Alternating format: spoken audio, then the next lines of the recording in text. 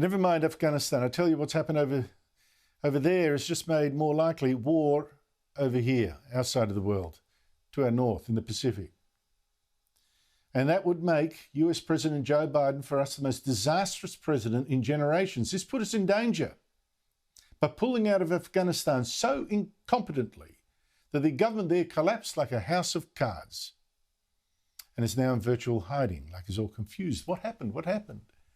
His national security advisor said yesterday the president hadn't even talked to any other world leader about how to deal with this disaster. He has not yet spoken with any other world leaders. Can you believe that? It's like he's too embarrassed to even pick up the phone. At least now he's finally just rung Boris Johnson in the UK. But here's the danger now for us. Apart from jihadis around the world now getting excited, saying, you know, we're back. Look at the Chinese dictatorship. Its state media isn't just gloating that the Taliban has just smashed the US, humiliated it.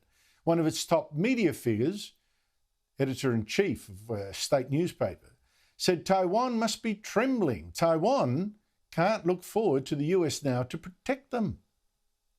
And in fact, just yesterday, China's armed forces were practicing for an amphibious invasion of Taiwan, the democratic island nation that China says it wants to take over.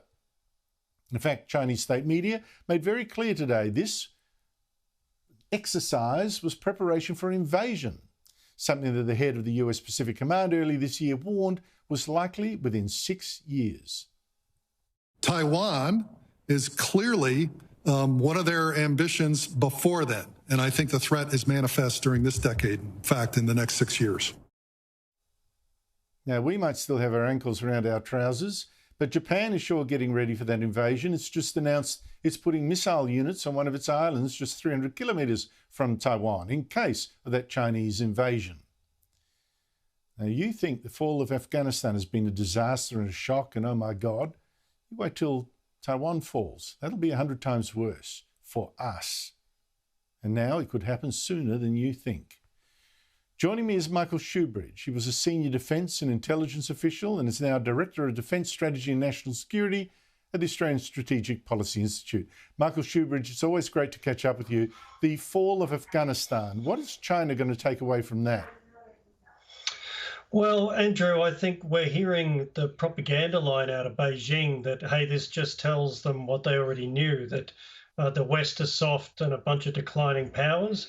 But behind the scenes, they're alarmed and anxious about what the Taliban's rule and the US withdrawal means for them, because they're trying to repress the Uyghurs in Xinjiang on their own border.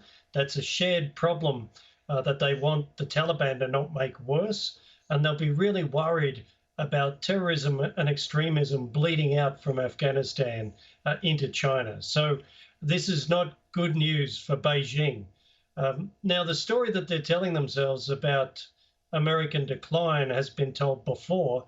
The risk is that they believe it, and they think that the US would lack will to intervene if Beijing used force against Taiwan. I think that would be a fundamental mistake, but their overconfidence and triumphal propaganda around Afghanistan makes that a greater risk, as you've said.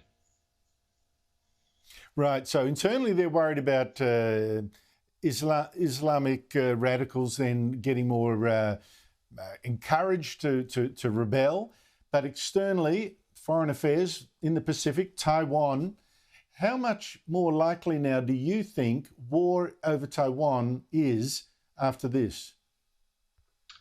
Well, I think unless and until America and its key allies in the region, that's Japan and Australia, South Korea and India, step up and do more to deter Beijing, the risk of conflict is rising. We knew that before Afghanistan, and we know that after Afghanistan. But again, this is about Beijing not understanding America and not understanding what's at stake for all of us around Taiwan. This is nothing like Afghanistan. Taiwan's the heart of the semiconductor industry, and it's a piece of strategic geography right in the middle of our region. It matters far more to Japan, America, and us than Afghanistan strategically.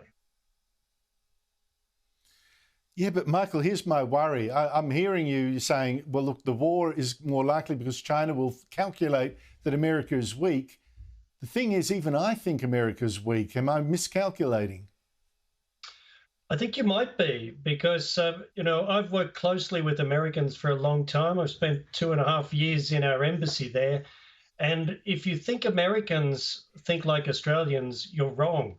They don't debate things at length when something horrible happens. They act fast and they act big. We saw that after 9/11. We saw it after Pearl Harbor. The kind of resolve you see when America uses its power is really sobering to remember.